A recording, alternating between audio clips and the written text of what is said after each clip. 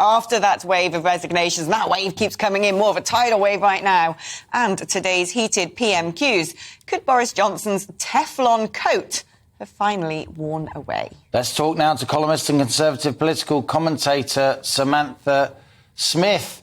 Samantha, good to have you with us, representing the younger generation. What's your view of what's happening? Do you feel there's been a witch hunt against him by the political and media class, or do you think it is now time for him to go?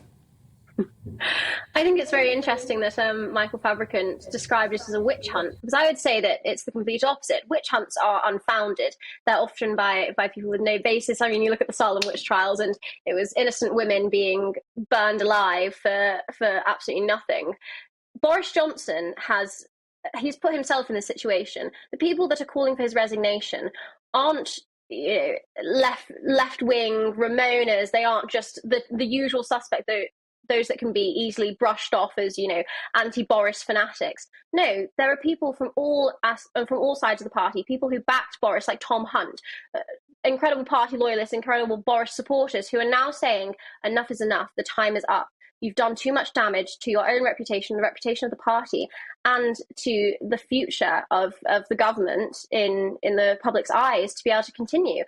I think, like I said, it isn't just the usual suspects coming out against. We're seeing ministers in the highest levels of government, Rishi Sunak and Sajid Javid, who have given Boris plenty of chances. I mean, in Sajid's brilliant speech in the Commons today, he said, he quit government with Boris once before, but he didn't hesitate to come back in the national interest. Rishi Sunak has obviously always been very, very different to Boris, very different leadership styles, very different goals and ambitions, but they have compromised over and over again in the national interest, in what Rishi and what many people in the public would have hoped would be in our best interest.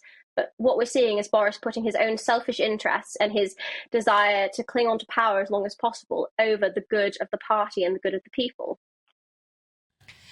Samantha, thank you ever so much. Really great to have younger